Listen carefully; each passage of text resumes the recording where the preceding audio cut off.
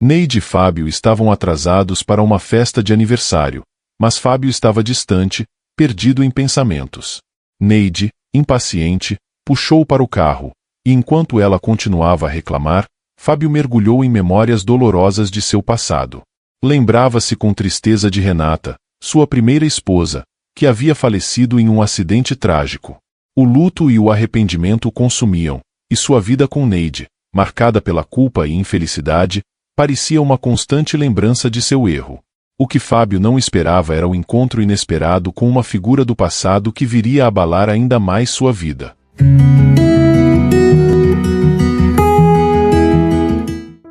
Neide saiu da loja e foi em direção ao carro.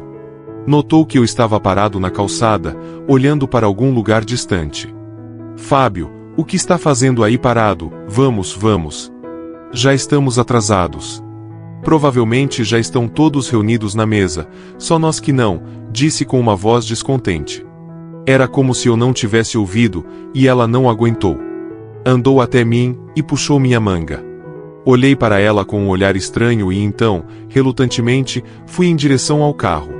Neide continuou a resmungar no carro, enquanto eu me perdi em pensamentos sobre o passado recente, quando não era casado com Neide, mas com Renata, uma mulher quieta, modesta e amorosa.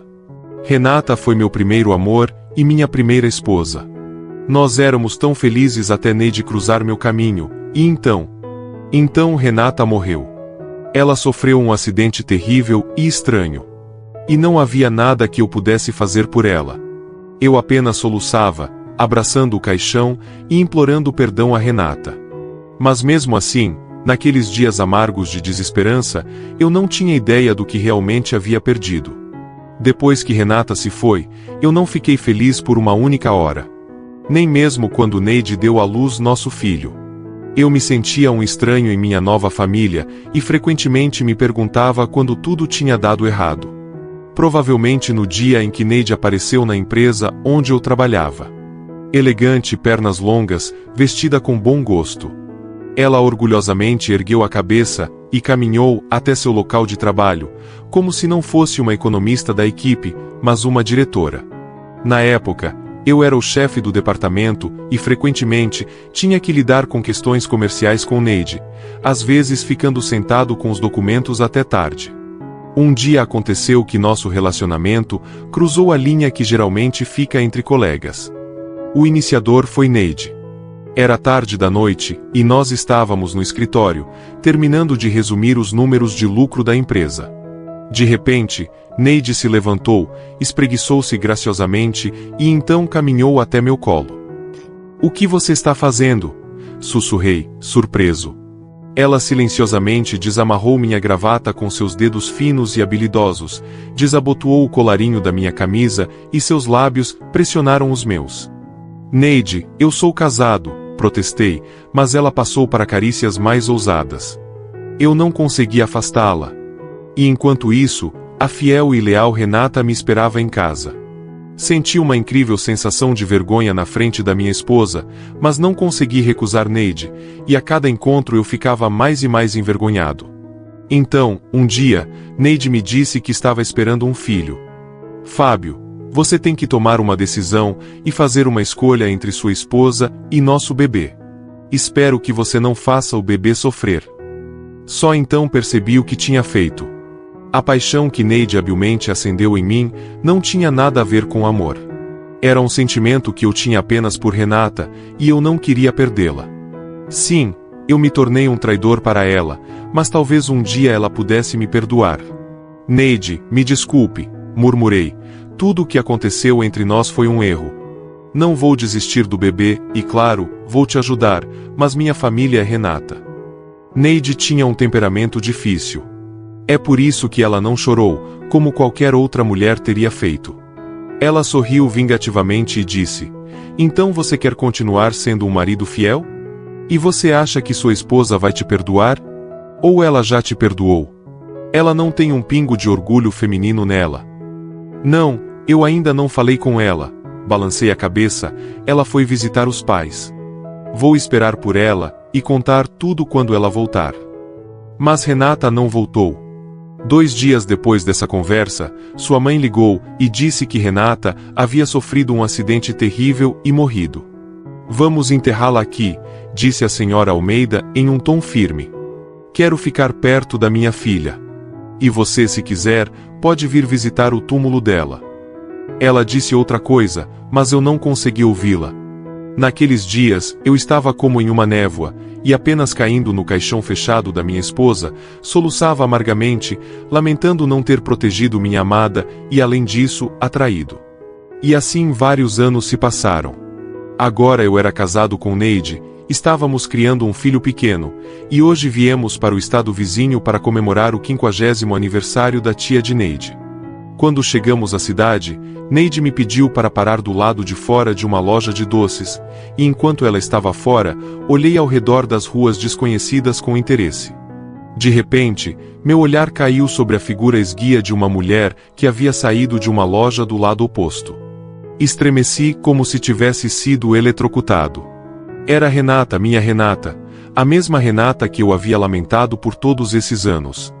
Quantas vezes, secretamente de Neide, eu tinha ido ao cemitério para visitar minha primeira esposa e ficava sentado por longas horas ao lado do túmulo dela, conversando com ela como se ela estivesse viva. E agora eu a via viva diante de mim. Queria correr atrás dela, gritar, Renata! Mas o grito congelou em meus lábios e meus pés ficaram presos no chão.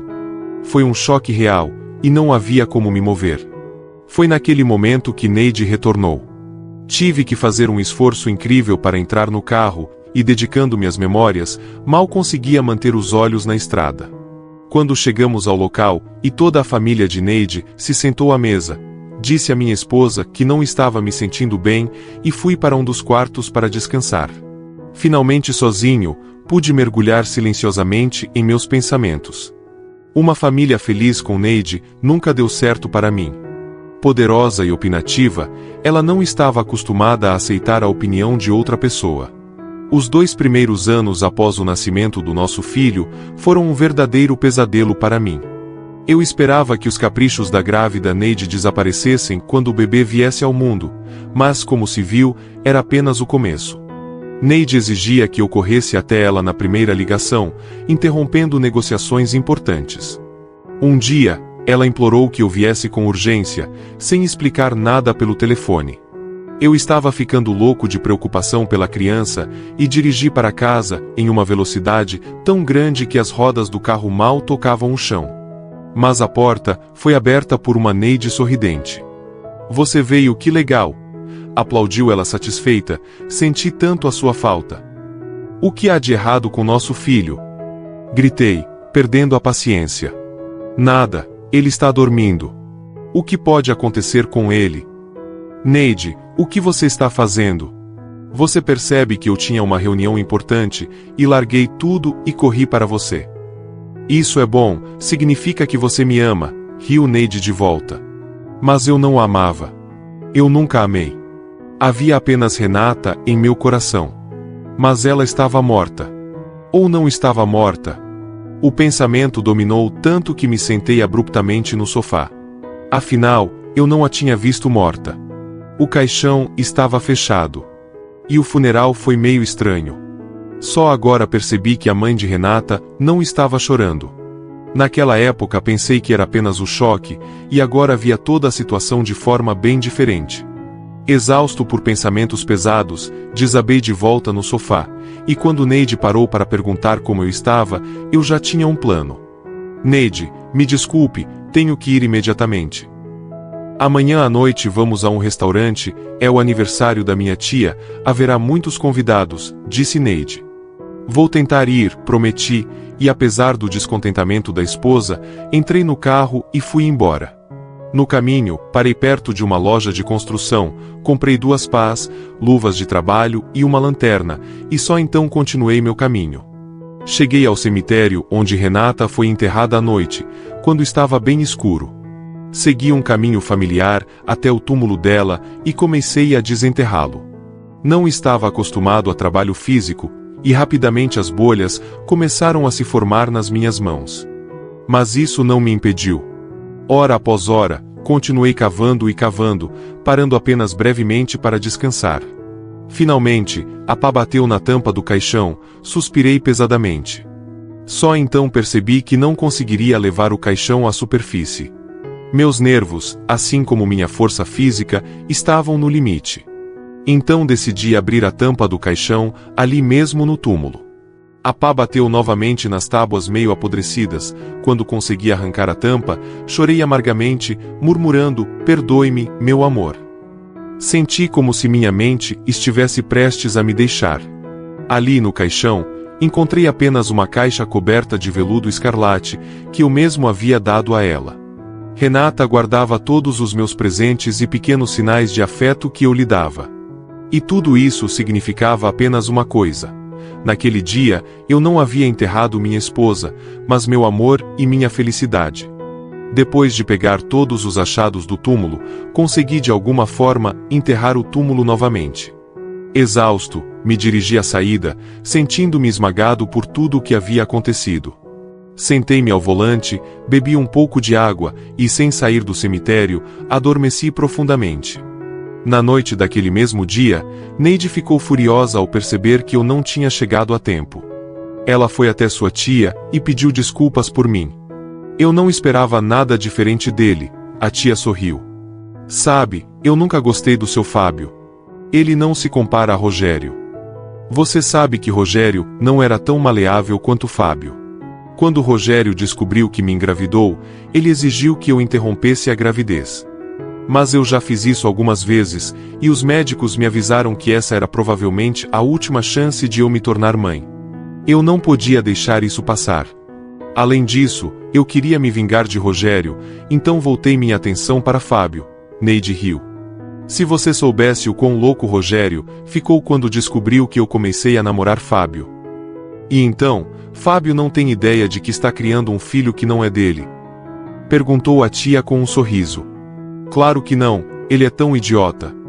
Enquanto conversavam, as mulheres não notaram quando cheguei por trás delas com um enorme buquê de flores. Bem, eu disse, é um alívio saber que nada precisa ser explicado agora. Fábio, você entendeu tudo errado. Eu vou explicar, Neide sussurrou confusa. Eu entendi tudo errado antes. E agora está tudo se encaixando. Feliz aniversário. Entreguei as flores à aniversariante, então me virei e fui embora. Neide correu atrás de mim, agarrou meu braço e começou a implorar para eu ouvi-la. Mas eu calmamente afastei a mulher que chorava, e Neide percebeu que havia cometido um erro irreversível. Dirigi direto para a casa da senhora Almeida e fiz a pergunta que me atormentava: Renata está viva? Não fique quieta, senhora Almeida, eu sei de tudo, eu a vi. E à noite verifiquei se ela não estava no caixão. Eu amo sua filha e amei todos esses anos. Fábio, se você a amasse, não teria traído. Como você sabe disso? Perguntei envergonhado. Uma noite, quando Renata estava apenas me visitando, ela recebeu um telefonema. Era sua amante. Ela disse a Renata que estava esperando um filho seu. E que você a amava. Renata não me disse nada na época, ela apenas foi para o quarto. Ela ficou fora por um longo tempo. Decidi dar uma olhada, e fiquei horrorizada ao ver um punhado de pílulas em suas mãos. Ela já tinha tomado algumas, e chamei uma ambulância para salvar minha garotinha. Você percebe que eu poderia tê-la perdido. Sentei-me com a cabeça baixa, e a senhora Almeida continuou implacavelmente. Fábio, se você soubesse o quanto ela te amava. No hospital, ela continuava dizendo que não queria mais viver. Eu sugeri que ela falasse com você. Mas ela decidiu que, já que você tinha escolhido outra pessoa, não iria te incomodar. Ela decidiu te libertar. Certo ou errado, eu a apoiei. Mesmo sabendo que um dia a verdade viria à tona e você descobriria. Onde está Renata agora? Eu quero vê-la. Por favor, Fábio, não perturbe a vida dela. Eu não vou entregá-la a ninguém, balancei a cabeça. E farei qualquer coisa para fazê-la me perdoar. Ela ainda não conseguiu te esquecer. Mas se ela vai te perdoar, eu não sei, suspirou a senhora Almeida e me deu o endereço de Renata. Ouvindo a campainha tocar, Renata abriu a porta e imediatamente ficou pálida como giz. Na frente dela estava eu, seu primeiro e único amor, que ela nunca conseguiu apagar da memória. Nos encaramos em silêncio, sem tirar os olhos um do outro. Renata se recompôs e perguntou por que eu vim. Para te dizer que eu te amo, e sempre amei. Cometi um erro terrível uma vez, e nunca vou me perdoar por isso. Renata, vou implorar todos os dias para você me perdoar. Vá embora. Eu não acredito em você. Você matou o nosso amor, e eu o enterrei. Olha o que eu tenho. Esta é a prova de que nosso amor não pode ser enterrado. Renata olhou, e recuou ao ver as fotos e a caixa escarlate que ela havia enterrado. Por favor, Fábio, vá embora. Eu não vou arruinar sua família. Você tem um filho. Não tenho família, e nem bebê. Ela me enganou, ele não é meu filho. Isso não muda nada. Então, mais uma vez, por favor, vá embora, disse Renata amargamente e fechou a porta. Mas eu não me afastei. Abaixei-me ao longo da parede e sentei-me no chão, envolvendo os braços em volta dos joelhos. Eu sabia firmemente que faria qualquer coisa para ter Renata de volta e sentia que ali, atrás da porta, ela estava sentada no chão, ouvindo as batidas do meu coração, que estava sofrendo. 3 anos se passaram. Renata e eu estávamos dando uma volta no parque perto de nossa casa. Nosso filho pequeno dormia profundamente em seu carrinho, que eu empurrava na frente. Coloquei o outro braço em volta da cintura recém-arredondada de minha esposa. Querida, sou tão sortudo por ter você em minha vida, disse, parando e beijando Renata. Eu fui tão estúpido e cego. Mas agora farei qualquer coisa para fazer você e nossos filhos felizes.